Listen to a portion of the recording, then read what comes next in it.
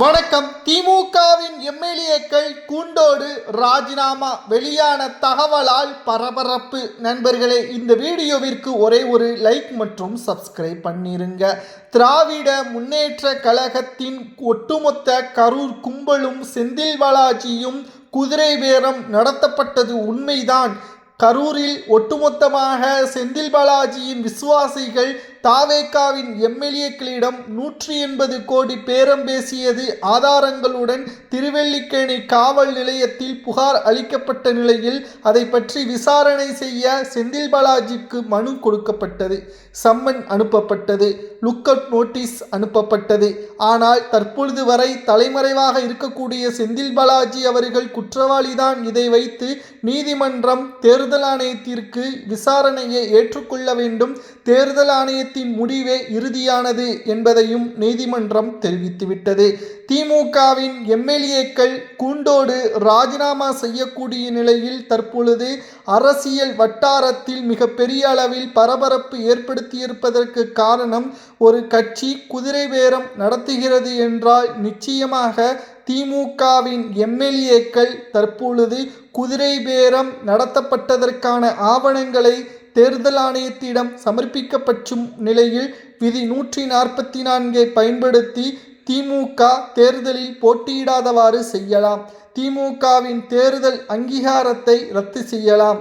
திமுகவின் எம்எல்ஏக்கள் பதவியையும் பறிக்கலாம். வருகின்ற தேர்தலில் திமுக போட்டியிடாதவாறு செய்யலாம் என்ற தகவலும் தற்பொழுது வெளியாகி பெரும் பரபரப்பை ஏற்படுத்தியுள்ளது. ஸ்டாலின் அவர்கள் லண்டனில் தற்பொழுது தனது பேரனின் பட்டமளிப்பு விழாவில் கலந்து கொண்டுள்ளார். உதயநிதி அவர்கள் தற்பொழுது எதிர்க்கட்சி தலைவராக மக்கள் மத்தியில் பிரச்சனைகளை எடுத்து வைக்காமல் திமுகவின் உட்கட்சி பிரச்சனைகளை மட்டும்தான் தற்பொழுது பார்த்து வருகிறார். தாவேகாவின் ஆட்சியை கவிழ்ப்பதற்கு நிச்சயம் குதிரை பேரம் நடைபெற்றது உண்மைதான் என்பது தற்பொழுது மிகப்பெரிய அளவிலான மாற்றங்களை திமுக 75 ஆண்டுகள் பாரம்பரியமான கட்சி தற்பொழுது சிக்கலில் மாட்டிக்கொண்டுள்ளது என்பதையும் தற்பொழுது அரசியல் களத்தில் உருவாகியுள்ளது. திராவிட முன்னேற்ற கழகத்தில் மிகப்பெரிய அளவிலான அரசியல் களம் தற்பொழுது சிகிச்சை. தற்பொழுது செந்தில் பாலாஜி அவர்கள் நெஞ்சுவலி வந்ததாக நாடகம் ஆடினாலும் அவருக்கு நிச்சயம் எய்ம்ஸ் மருத்துவர்கள் தான் சிகிச்சை மேற்கொள்வார்கள். இதற்கு முன்னால் தனியார் மருத்துவமனையில் நாடகமாடியது போல இந்த முறை நாடகம் ஆட முடியாது. செந்தில் பாலாஜி அவர்கள் கரூரில் கும்பலை வைத்து தாவேகாவின் எம்எல்ஏக்களிடம் குதிரை பேரம் நடத்தியது ஆதாரங்களுடன் கைப்பற்றப்பட்டுள்ள நிலையில் தாவேகாவின் ஆட்சியையும் முழுமையாக கலைக்க செந்தில் பாலாஜி அவர்கள் கும்பலை வைத்து பேரம் பேசியதற்கான வீடியோ ஆதாரங்களும் சேகரிக்கப்பட்டு திமுகவின் தலைவர் ஸ்டாலினுக்கு எதிராகவும் உதயநிதிக்கு எதிராகவும் ஆவணங்கள் 100% இருப்பதால் மிகப்பெரிய அளவிலான மாற்றங்கள் தமிழக அரசியலில் உருவாகியுள்ளது. அது மட்டுமல்ல, திராவிட முன்னேற்ற கழகம் தற்பொழுது எம்எல்ஏக்களும் ராஜினாமா செய்யக்கூடிய சூழல் உருவாகினால் தாவேகாவில் இணைவார்களை தவிர திமுகவில் தொடரமாட்டார்கள். ஏன், திமுகவின் மாஜி அமைச்சர்களாக இருக்கக்கூடிய கல்வித்துறை அமைச்சராக இருந்த அன்பில் மகேஷ் பொய்யாமொழியும் தாவேகாவில் இணைய உள்ளதாக அரசியல் வட்டாரங்களிலும் செய்திகளை நம்மால் பார்க்க முடிகிறது. திமுக எது நடைபெறக்கூடாது என்று நினைத்தாரோ ஸ்டாலின் அவர்கள் அது ஒவ்வொன்றாக நடைபெற்று வருகிறது. தொடர் வெற்றியை கொண்ட 2019 இருந்து வெற்றியை தழுவிய திமுக 2026 இருந்து தொடர் தோல்வியை மட்டுமல்ல, திமுகவின் அங்கீகாரத்தையும் இழக்கக்கூடிய வகையில் சூழலும் களமும் அமைந்துவிட்டதாக செய்திகளையும் நம்மால் பார்க்க முடிகிறது. திராவிட முன்னேற்ற கழகத்தின் அரசியல் களம் தற்பொழுது தலைகீழாக மாறிவிட்டது. 2026 சட்டசபை தேர்தலில் ஸ்டாலின் அவர்களது அங்கீகாரம் தற்பொழுது கொளத்தூர் தொகுதியில் தோல்வியடைந்ததால் அவர் சாதாரண எம்எல்ஏவாக கூட இல்லாத காரணத்தினால் விசாரணை கமிஷனில் ஸ்டாலின் உள்ளிட்ட பலரும் குதிரை பேரத்தில் சிக்குவார்கள். அப்படி சிக்கும் பட்சத்தில் நீதிமன்றத்தில் 3 முதல் 5 ஆண்டுகள் சிறை தண்டனை, ஜாமீனில் வெளிவர முடியாத அளவிற்கு சிறை தண்டனை வழங்கப்படலாம் என்ற தகவலும் தற்பொழுது வெளியாகி அரசியல் களத்தில் திருப்புமுனையாக ஏற்படுத்தியுள்ளது. நிச்சயம் இது மிகப்பெரிய அளவிலான மாற்றங்களை தமிழக அரசியலில் உருவாக்கும் என்ற தகவலும் தற்பொழுது ஏற்பட்டுள்ளது.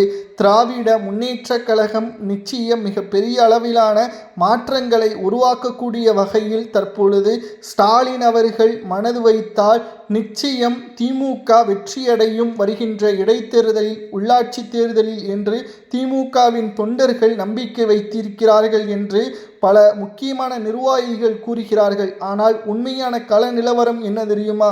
நடைபெறக்கூடிய 7 சட்டசபை இடைத்தேர்தலில் திமுக ஒன்றில் கூட வெற்றியடையாது. மக்கள் 100% திமுகவை வேண்டாம் என்று கூறிவிட்டார்கள். இதில் குதிரை பேரத்தில் வசமாக சிக்கிய மு.க.ஸ்டாலின், கரூர் கும்பல்கள், செந்தில் பாலாஜியின் தலைமறைவு, உதயநிதியின் துபாய் பயணம் என்று வரிசையாக சொல்லிக்கொண்டே போகலாம். திமுகவில் நடக்கக்கூடிய மிகப்பெரிய அளவிலான பிரச்சனைகள் தற்பொழுது திமுகவின் வளர்ச்சிக்கு இடையூறாக திமுகவின் தலைவரே இருக்கிறார் என்ற காரணத்தினால் கலைஞர் அவர்கள் உருவாக்கி தற்பொழுது மிகப்பெரிய அளவிலான ஒரு ஆளுமையை அண்ணா அவர்களுக்கு பிறகு தனது கட்டுப்பாட்டில் கலைஞர் அவர்கள் வைத்திருந்தார் என்ற சகாப்தத்தை தற்பொழுது ஸ்டாலின் அவர்கள் ஜென்சி பசங்க என்று கூறக்கூடிய மிகவும் மோசமான அரசியல் களத்தில் மாட்டிக்கொண்டு தற்பொழுது ஸ்டாலின் அவர்கள் கொளத்தூரில் தோல்வி அடைந்ததை ஏற்றுக்கொள்ள முடியாமல் மீண்டும் இடைத்தேர்தலில் போட்டியிட்டு வெற்றியடைந்து விடலாம் என்று சேகர்பாபு மற்றும் திமுகவின் KN நேரு போன்றவர்கள் ஊக்கம் கொடுத்து வருகிறார்கள் ஸ்டாலின் அவர்களுக்கு. ஆனால் நிச்சயம் இது பயனளிக்காது. மக்கள் மத்தியில் திமுகவிற்கு ஆதரவு கிடையாது என்ற செய்திகளும் தற்பொழுது நம்மால் பார்க்க முடிகிறது. திராவிட முன்னேற்ற கழகத்தை பொறுத்தளவிற்கு மிகப்பெரிய அளவிலான எதிர்ப்புகள் மக்கள் மத்தியில் இருப்பதால் திராவிட முன்னேற்ற கழகத்திற்கு மிகப்பெரிய அளவிலான மாற்றங்கள் அரசியல் கழகத்தில் உருவாக்க வேண்டும் என்பதற்காகத்தான் தாவேகாவின் ஆட்சியை மக்கள் தேர்வு செய்து வெற்றியடையவும் வைத்திருக்கிறார்கள். அவற்றை தற்பொழுது ஆட்சியை கலைத்து மீண்டும் தேர்தலை நடத்த வேண்டும் என்ற அரசியல் யுக்தியை கையாளக்கூடிய வகையில் ஸ்டாலின் அவர்களது இந்த முடிவு மிகப்பெரிய அளவிலான தோல்வியை நோக்கி அமையும். கூட்டணிகளும் தற்பொழுது ஸ்டாலின் பக்கம் இல்லை. இதனால் நிச்சயம் திமுகவிற்கு மிகப்பெரிய அளவிலான இழப்பாக மாறும். திமுக தோல்வி அடையக்கூடிய வகையில் அரசியல் களம் தற்பொழுது உருவாகும் என்ற தகவலும் தற்பொழுது தெரிய வருகிறது. ஸ்டாலின் அவர்கள் நினைத்து பார்க்க முடியாத அளவிற்கு மிகப்பெரிய அளவிலான தோல்வியை அரசியல் களத்தில் தற்பொழுது எதிர்நோக்கி காத்து கொண்டிருக்கின்றார். மிகப்பெரிய அளவிலான மாற்றங்களையும் அரசியல் களத்தில் தற்பொழுது உருவாக்கியுள்ளது திமுக. கரூர் சம்பவத்தில்